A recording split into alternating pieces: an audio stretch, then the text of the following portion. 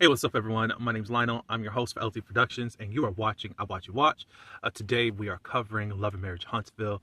This is season 11, episode 3. I do appreciate everyone for coming to my channel.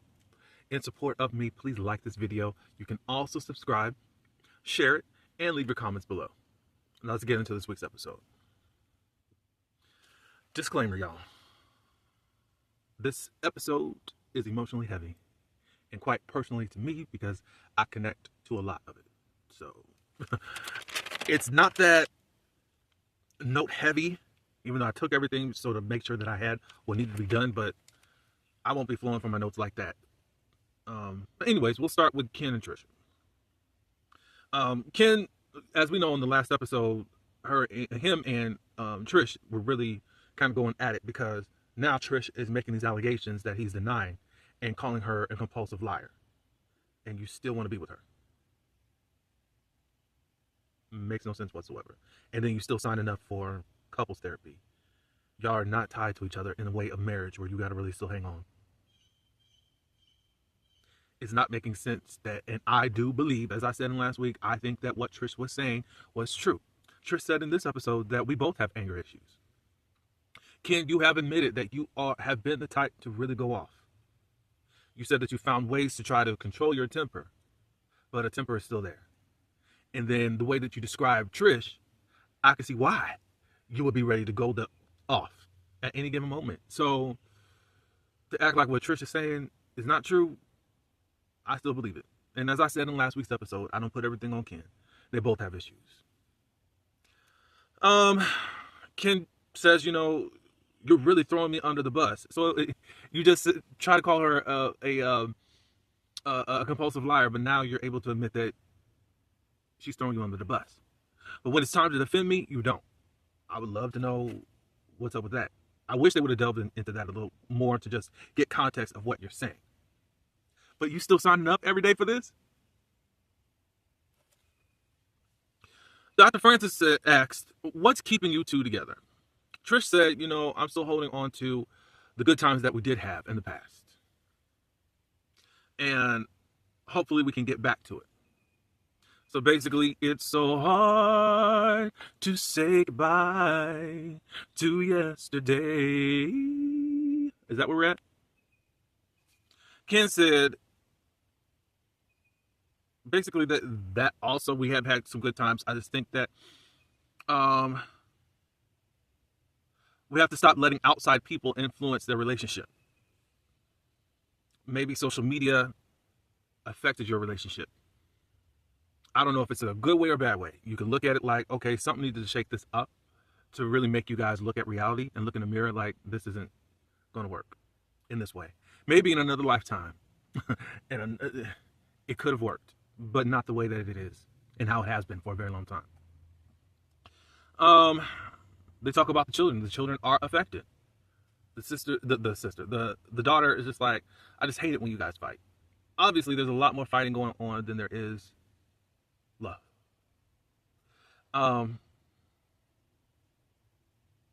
Dr. Francis said, y'all got to create a safe space for the children.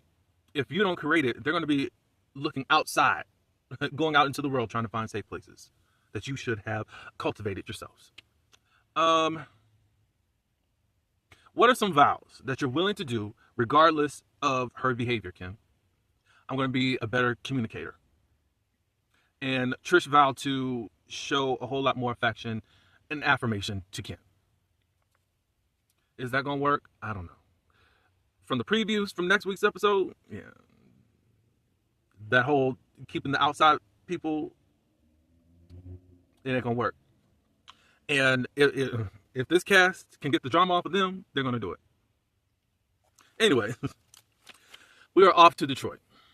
Destiny, of course, as she said in last week's episode, that she's going to be visiting with her family, with specifically her brothers and sisters, her biological brothers and sisters that she's never met. She was in the primary care of her mother, along with her brother, until she was 5 years old. The brother, I think, was older.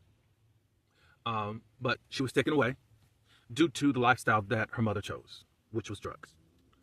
There's 6 other children since Destiny and Tyrell, the brother, were taken out of the home that were birthed out. Those children, since their birth, had already been fostered and adopted out. And they took a long time, and we'll talk about Destiny. She said that she's been searching for over 10 years for them. We meet the first sister. Her name is Paula. She calls her Paula J. Or PJ, sorry about that. And I thought it was really cool to see that sister with the Madani t-shirt on. I thought, okay, you really support your sister. Destiny is the oldest because Tyrell is gone now, and she kind of has to lead the pack. She has a totally different experience because she was actually had some time of raising of her mother, and while the others have not. They don't have a relationship. Just to kind of put a pin right there, to let you in a little bit on my life. I'm adopted. My biological dad's family lives in Detroit. And I've met a good core of them already. This was after I was 18. My mom's side of the family, I have some brothers and sisters out there. One brother and 3 other sisters. I've met one sister. Wait, did I say 3? Yeah, I do have 3 other sisters. I've only met one sister and one brother. Another sister is missing. I have spoken over the phone with my other sister, who is the eldest out of all of us.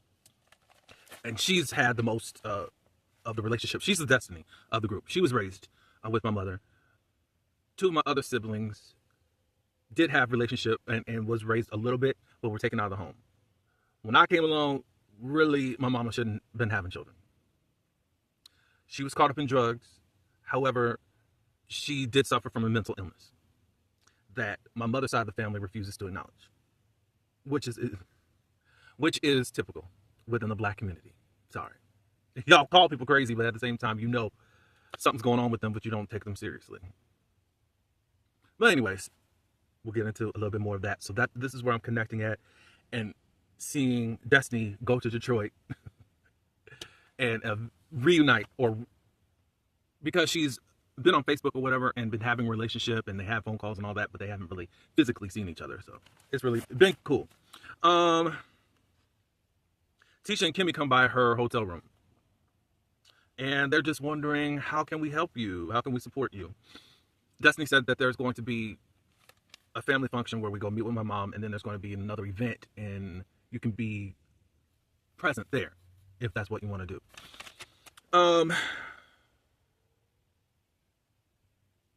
I think because of the person I am, I wouldn't let them go along on this journey. Even though I probably do need someone, it's a very sensitive thing.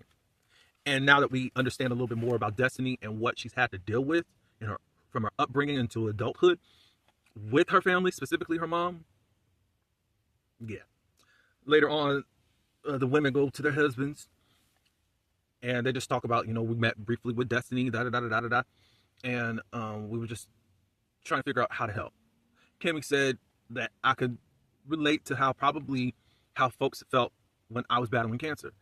You don't know what to say, and sometimes if you just show up, that's cool. I can handle somebody just showing up, but I'm the type of person that has to process things. I don't talk out my feelings, and I got to deal with it a certain way.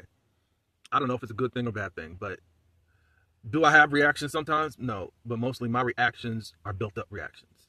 So needing you there, and maybe you want to comfort me and stuff like that, I probably won't receive it well, because I need to be in tune with my feelings about it while you're trying to invest into me or pour into me. I just don't know how to take what you're giving out to me.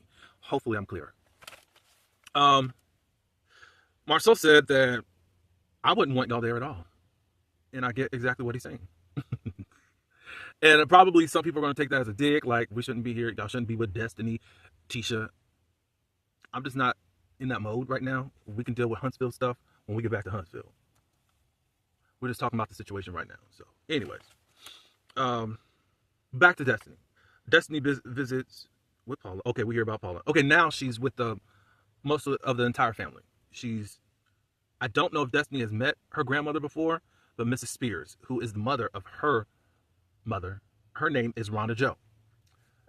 Especially back then, a lot of women's names, it had a feminine name and then also a masculine name at the end. Mama Joe, I mean Mama Joe, Rhonda Joe, I don't know, Terry Joe, things of that nature, and a lot of them mixed the mother and the father's name together sometimes, or just made sure that the father's name was represented in there. I don't know if that's because they may not have a boy, and at least in some type of way, the girl can carry on the man's lineage. I don't know, but maybe some of y'all know why that did happen quite frequently, especially like the 50s, 60s, 70s, 80s too, maybe a little bit of the 90s. But it was by the 90s, 80s, 90s, they was just kind of just mixing the name of whatever the male and whatever they wanted to call their child. My sister named all of her children that had something to do with Chris, who was her husband. They had 3 girls, and in some type of way, there is some type of relevance to Chris.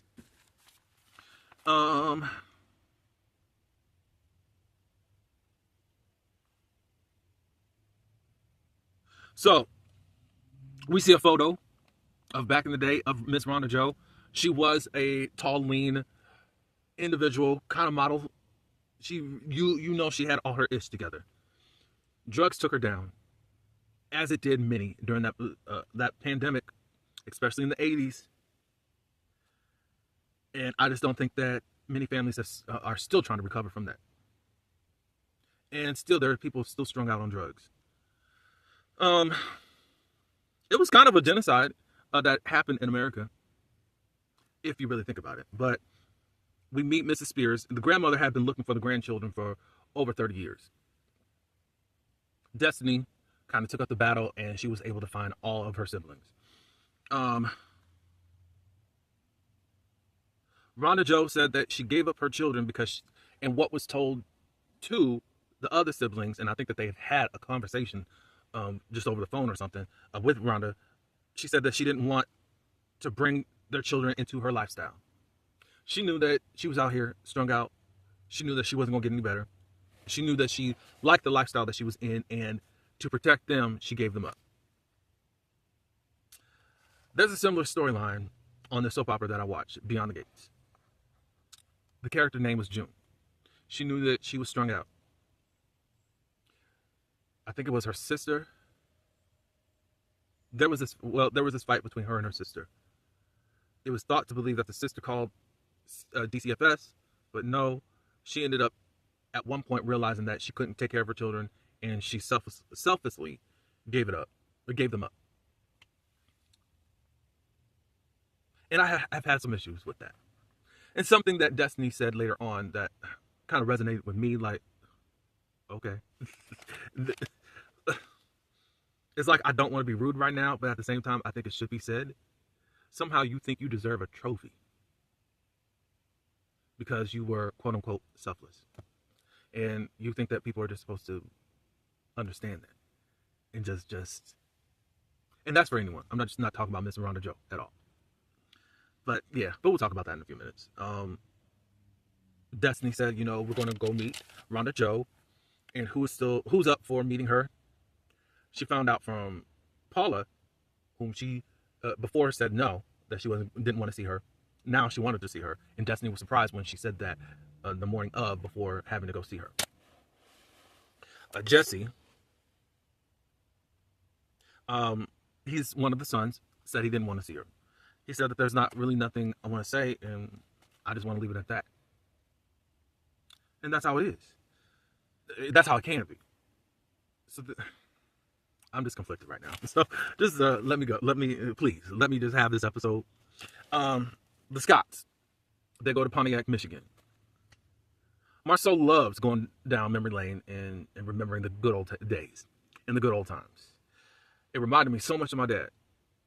Because one thing, we would always go and visit Augusta, Arkansas.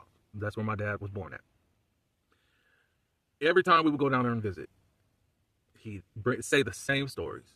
We go by the same fields. We go by the same buildings. And all that good stuff. When we went to go visit my grandmother while she was still alive. But it just reminded me of that. Both Maurice and Marceau says that their dad got them into construction. That's where it all began. Dad and Uncle Rick were their influences at some point in their life. Uncle Rick, he has this academy. It's an academy. It's like a trade school to help give men, or probably women too, a skill set. And we'll get into that in just a second. Statistically, did I say it right? Statistically, I don't know why that's messing me up today. You know what I'm saying. The building trade world was at 37% for black people. And I think he said black men. And it's now considerably low. People don't know a trade. I mean, things did change in the world.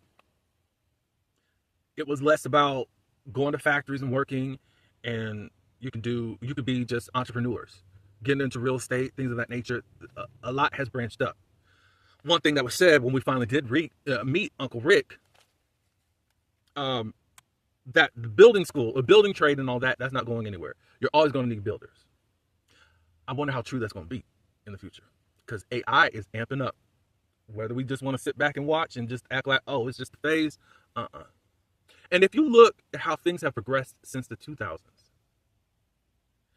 we've went into like almost light years as to what technology does now in 2026. I won't even go into what I'm thinking, but whatever. We can talk about that another day, another video. So this academy is for all ages. It's not just for, he thought the set would just be for high schoolers, but he's like, wait a minute. What about these 20, 30, 40, 50-year-olds? What do you do if you don't have a skill set? And you just don't know where people end up in life who's just going to need something. Yeah, so you need these types of building, a skill, a set, or something, because you don't know what could happen to you. Look, right now, how businesses are shutting down and laying off folk by the thousands, the hundreds and thousands.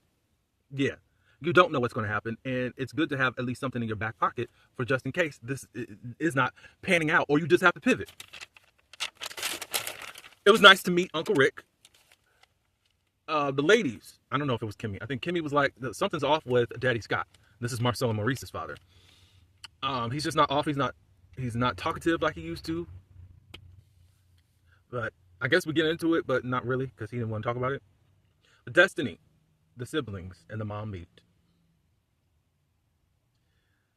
Rhonda Joe sits in one chair. I think one of the daughters sat right next to her. And then the rest of the children, there's another brother too, I think, that sat there. And you could tell that there was just no type of relationship, which is expected. But it was like, well, Destiny was like, well, Mom, Rhonda Joe, these are your children. Hi. It was just totally awkward. Rhonda says that she remembers Paula, I think. But she said, oh, your father just passed. And Dustin was like, okay, there wasn't any type of smoothness in that type of situation. You just started talking. But what Destiny believes is that Rhonda has just disassociated herself from that life or whatever has happened in the past, and probably doesn't want to think on that pain and all that. And this is where, again, she says that she actually comes out of her mouth, Miss Rhonda, that she feels like she made the right decision to let them go, since I wasn't clean and could not take care of them, take care of y'all. And that's what Destiny was saying in her confessional. The right thing to do is to try to get clean. Drugs are a beast. Drugs are a beast. And I think this generation takes it so unseriously. I'll leave it there, because people will defend their choice of recreational drugs. And I'll leave it at that. But it's a lot. It's a lot to really deal with in this generation. But I do kind of side with Destiny. And I'm coming from my point of view as to, okay, you didn't want to get better for me. You just handed me off because you didn't want to do the work on yourself. I get where Destiny's coming from. Does it seem selfless that she did give him up? But you don't know what that child is really going through. Was it a better situation than before? You know, I will make another video at some point and just discuss my life. Um, just to let you know, I'm more along with like Paula and all of them. When I came along, I was with my mother for about 2 or 3 months. And from what I know, my father was around too. But both of them were on drugs. And I was taken out of the home. And I can get into more details about all that later on. But that's what happened with me. So I never had a chance to meet my mother and father. When I finally was reunited with my biological family, they had passed away. And they both, ironically, they weren't together. They ironically passed away the same year, 1999. I said, oh, wow. Yeah. So, yeah. Let me move on. So the mom is already upset with Destiny and saying that you made me these promises that you didn't keep. And Destiny said, what promises? Nothing. And Destiny said, exactly. Somehow, I guess she wants some type of help from Destiny. She mentioned, oh, you want a reality show and all this stuff, and you ain't helping me. It's all about your dad. I mean, didn't the dad just have cancer? Like, there's some bad blood between Destiny's mom and Destiny's father. Let's just put that out there. But she's very, you can tell that because of whatever, how she feels about Destiny's father, that she has a lot of animosity towards Destiny even wanting to be connected to the father. And she feels like it seems like there's some jealousy. You don't really tend to me and all that stuff. And Destiny was like, well, I was going to help you, but you went back on the street. I have a house. Well, probably when she stepped forward to help you, you were in the street. So, So at that point, Destiny said, cut the camera. Okay, so we go back to Pontiac. The Scott women, they meet up with Daddy Scott. When they come in, and I guess the Scott women wanted to ask, that's Kimmy and Tisha, are you okay? He said, no, I'm pissed. You want to talk about it? Like, no. He gave this quote or whatever about regretting, he doesn't want to regret what comes out of his mouth. And they both agreed. Okay, cool. I think what I'm picking up is that there was some jealousy going on with Dad Scott and Uncle Rick. I think that there's a little bit more respect that the Scott boys have for Uncle Rick than over the dad. That's what I'm thinking. I don't know for sure. But anyways, Kimmy and Tisha, made sure that they gave affirmation. You're like, look, we want to let you know that we love hanging around you. Just being affirmational to him. He talks about how he was growing up with the children. He worked all the time to try to provide. I think there was a lot of stress because babies kept coming. That's my opinion. If you even look at before the Jacksons, before they got big, don't y'all remember Joe Jackson having to do everything? Like, there was a lot, but the babies kept coming. And especially back then, you don't use any type of protection. Not for real. You're supposed to just be fruitful and multiply. Whether you can feed the babies or not. It's just the man is put on him that he's the provider and get out there and do some work to provide. He said, working is like the other woman. And they're like, oh. Basically, work stole time from his family. And how he motivated himself to keep cheating on his family is that, I'm providing for them, so they good. I'm glad we're coming out of that mindset. It's going to take a lot. Still, when I think about my father and my mother, especially in my preteen years on up, all they did was work. They would do double shifts daily. You didn't see them. And I can get into more specifics about that whenever I make a video on that. Then he got locked up. He went to prison, as we did discover earlier on in the season. He says that while he was locked up, none of the boys sent any type of letters or anything. And when he got out, he asked, why didn't you? And he said, well, we didn't know you. A stranger in your own house. I understand how that feels.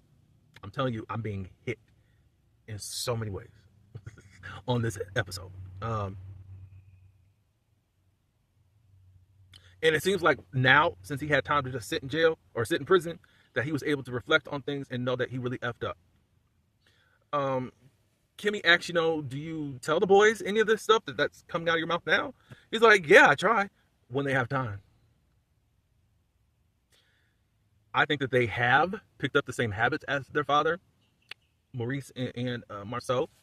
I mean, look, Maurice, you think driving your son to school and preaching at him is having quality father and son time. I understand a whole lot more as to why you function the way that you function, because you didn't really have a great example of it. But you're too arrogant to humble yourself. Your son is about to go into the world, and he's ill-equipped, and that's you. And how you just thought it was just so important for this male child to be raised by a man, and took him from his mom, whom he has a better relationship with.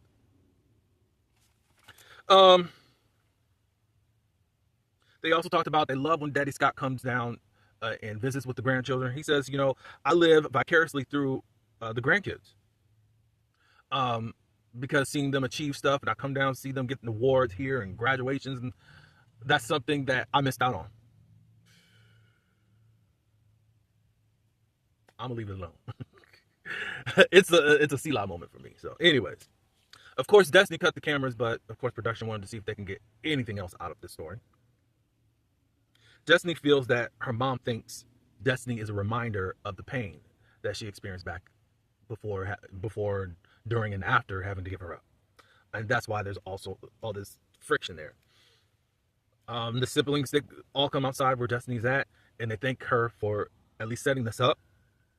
Paula says it wasn't ideal, but she was thankful for it. We're hearing the mom sing, "Walk with me, Lord. Walk with me. Walk with me, Lord. Walk with me." And then I'm done. But yeah, she's singing that. She ain't singing like that, but you get it. Anyways, mom comes outside. Destiny says, look, she didn't want to end it on a bad note. It ended up turning into a bad note. Destiny says that no matter how much we go back and forth, no, you go back and forth. You giving all this importance to your daddy and it was bad. Destiny said, no matter what, I love you. She didn't get into the fighting and all that stuff as to what she wanted him to do. What her mom was trying to pull her into. She didn't get into that. She said, I love you. She said, you got a funny way of showing it. And then Destiny said, I can only show it how I know I can. Like, it's not easy with you, woman. And then she walks off and says, I know you don't really care about me. So when I die, don't worry about it. I said, Lord Jesus. Yeah. So there's a lot of hard feelings there. Destiny did say that there was some type of entitlement. She said it in the last episode too. So yeah, a lot of it was hitting me. And I'm just giving you all bits and pieces of my life. And it was emotional. Thank God I didn't cry while doing this review. But I thank Mr. Carlos, Kingdom Reign Entertainment, Destiny, and the Scotts for opening up as to what was to their lives and all that. And I see them differently than I have in the past. So I think I did a good job. People are like, well, why would they show her on camera? It's still her life, though.